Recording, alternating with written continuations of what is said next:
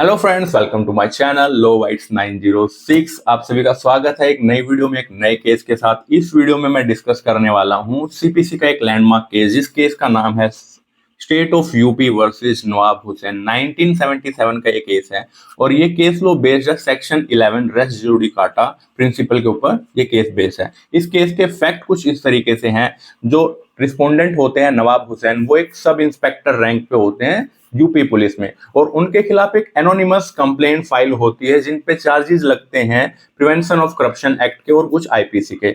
जब इन्वेस्टिगेशन होता है तो उनको गिल्टी पाया जाता है और जो डीआईजी हैं वो क्या करते हैं, उनको डिसमिस कर देते हैं उनकी पोस्ट से।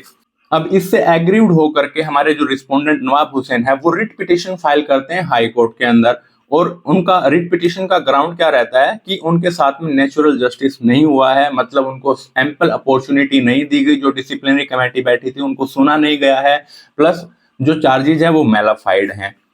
लेकिन उनकी जो ये पिटिशन है वो हाई कोर्ट डिसमिस कर देता है। अब जो हमारे रिस्पोंडेंट है वो एक नया फ्रेश सूट फाइल करते हैं सिविल कोर्ट के अंदर। जो रिस्पोंडेंट नवाब हुसैन है वो जो सिविल सूट फाइल किया है उसमें क्या ग्राउंड लेते हैं कि उनको जो डिसमिस किया गया है वो डीआईजी ने किया है, deputy inspector general of police ने किया है, जबकि उनकी अपॉइंटिंग अथॉरिटी जो है वो आईजी है। और आर्टिकल 311 सब क्लोज 1 का वो सहारा लेते हैं। अब आर्टिकल 311 सब क्लोज 1 क्या कहता कॉन्स्टिट्यूशन का? A civil servant cannot be dismissed or removed by any authority subordinate to that by which he was appointed। कि कोई भी पर्सन जिसने उसको अपॉइंट किया है उससे सबॉर्डिनेट रैंक का पर्सन उसको डिसमिस नहीं कर सकता है। या तो उससे अबव रैंक के पर्सन ही उसको डिसमिस कर सकते हैं, या तो फिर सेम रैंक के पर्सन ही डिसमिस कर सकते हैं। अब सिविल कोड जो है वो अपने डिसीजन में क्या कहते हैं कि जो डीआईजी है वो डीम्ड अथॉरिटी मान लेते हैं कि डीम्ड अथॉरिटी है डीआईजी के पास में उनको डिसमिस करने की। लेकिन जो स्टेट ऑफ यूपी है उनका कंटेंशन ये था कि इस केस के ऊपर रेस जुडिकाटा लगना चाहिए। रेस जुडिकाटा क्यों लगना चाहिए? क्योंकि ये पहले से ही उन्होंने रिट पिटिशन फाइल की थी हाई कोर्ट के अंदर और हाई कोर्ट ने रिट पिटिशन को डिसमिस कर दिया था। लेकिन सिविल कोर्ट ऐसा कोई भी जो बार नहीं करते हैं सेकंड सूट को, और सिर्फ उनको ये डिसीजन सुनाते हैं कि वो डीम्ड अथॉरिटी हैं, इस वजह से उनको डिसमिसल जो है उनका वैलिड है।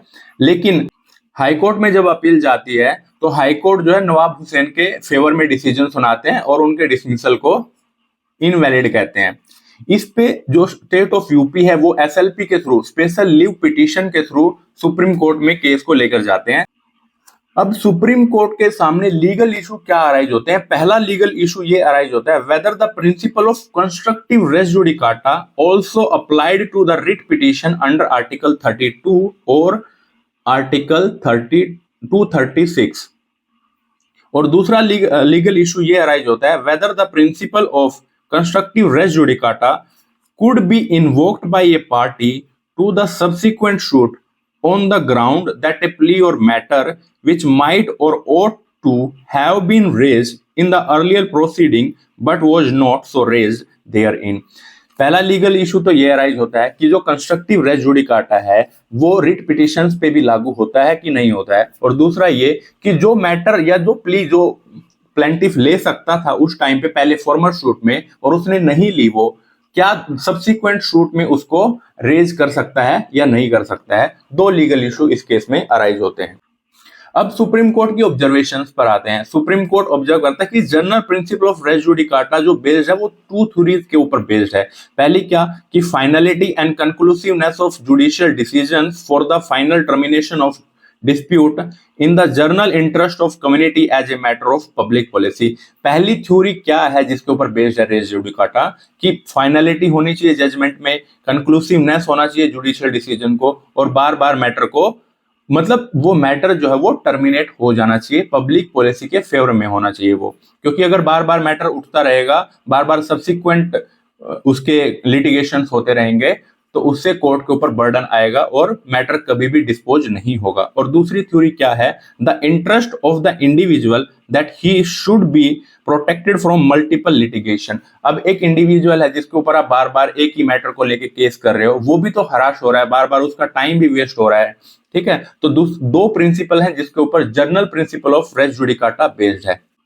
पहली थ्योरी तो क्या थी कि मैटर का कहीं ना कहीं तो एंड हो, कहीं ना कहीं तो कंक्लूसिवनेस आनी चाहिए मैटर में, और दूसरा क्या, इंडिविजुअल को बार बार हरास ना किया जाए, मल्टीपल लिटिगेशन। अब कंस्ट्रक्टिव रेस जुडिकाटा के रिगार्डिंग में सुप्रीम कोर्ट क्या कहता है। जो कंस्ट्रक्टिव रेस जुडिकाटा का प्रिंसिपल है वो सबसे पहले एक केस में एक्सप्लेन किया गया था। केस का नाम है ग्रीन हेल्ग वर्सेस मलार्ड।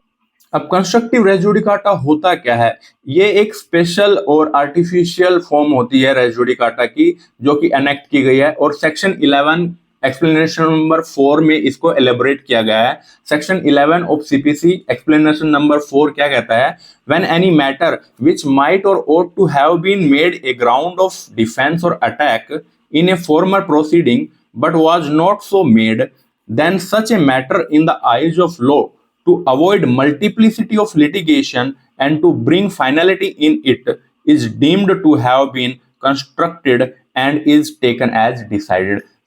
अब सेक्शन 11 एक्सप्लेनेशन नंबर 4 ये कहता है कि ऐसा कोई भी मैटर जो पहले फॉर्मर शूट में वो प्ली या वो मैटर जो है रेज किया जा सकता था प्लेंटिफ के द्वारा, और प्लेंटिफ ने वो नहीं किया, अवॉइड कर दिया उसको, नेग्लिजेंटली वहां पे बिहेव किया प्लेंटिफ ने, तो in the eyes of law क्या मानेगा कि वो पहले से ही डिसाइडेड हो चुका है, क्योंकि उसने वो मैटर को वहां पे अवॉइड कर दिया था, इसलिए लॉ ने ये मान लिया है कि वो डिसाइड हो चुका है। Now court further held that although in earlier some cases this court decided that being a artificial and constructed form of a res judicata, constructive res judicata not applied to the writ petitions।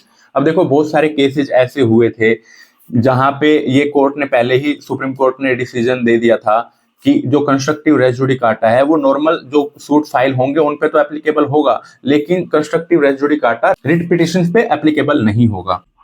But इस case में इसके regarding में क्या observation दिया supreme court ने, but if the doctrine of constructive res judicata is not applied to writ proceedings it would be open to the party to take one proceeding after another and urge new grounds every time which is clearly goes against the public policy।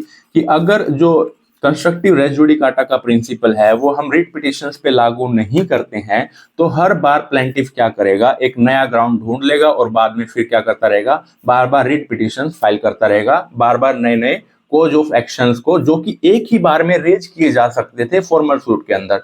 तो इससे क्या होगा, multiplicity हो जाएगी suits की, और ये public policy के अगेंस्ट है। अब हमारे केस के डिसीजन पर आते हैं। हमारे केस में देखो दो इशू अराइज हुए थे, एक तो ये कि रिट पिटिशंस पे लागू होगा कि नहीं कंस्ट्रक्टिव रेस जुडिकाटा, तो इसका डिसीजन क्या रहा, कोर्ट ने कहा कि रिट पिटिशंस के ऊपर भी रेस जुडिकाटा का प्रिंसिपल लागू होगा। और दूसरा लीगल इशू क्या अराइज हुआ था कि जो नवाब हुसैन हमारे जो प्लेंटिफ हैं वो पहले ही ये मैटर रेज कर सकते थे जो उन्होंने सब्सिक्वेंट सूट में रेज किया। रिट पिटीशन में उन्होंने क्या कहा था कि उनको सुना नहीं गया है, उनके खिलाफ जो मालाफाइड जो प्रोसीडिंग चली है, ये उनका पहला मुद्दा।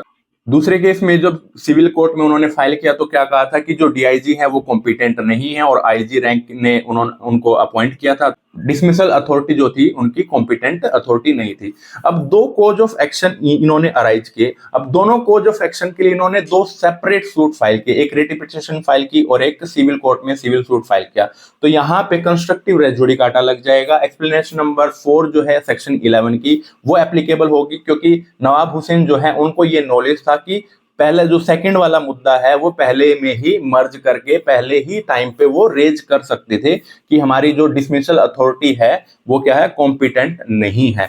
तो इसका आपको डिसीजन आई होप समझ में आ गया होगा कि रिट पिटीशन पे कंस्ट्रक्टिव रेस जुडिकाटा लगेगा, और अगर आपकी कोज ऑफ एक्शन अलग अलग हैं और आप सेम टाइम पे उनको रेज कर सकते हो एक ही फॉर्मल शूट में, तो आपको करने होंगे, अदरवाइज क्या लग जाएगा, कंस्ट्रक्टिव रेस जुडिकाटा लग जाएगा। आई होप आपको वीडियो जो है समझ में आ गई होगी, केस थोड़ा सा टेढ़ा है, और आप मेरे को सपोर्ट कर सकते हो चैनल को सब्सक्राइब करके। पीडीएफ जो है वो मेरे टेलीग्राम चैनल से डाउनलोड कर सकते हो। टेलीग्राम चैनल का लिंक डिस्क्रिप्शन में मिल जाएगा। Also you can search my telegram channel by name law wits 906। मेरे से जुड़े रहने के लिए चैनल को सब्सक्राइब कर दीजिए, वीडियो को लाइक कर दीजिए। Thank you so much.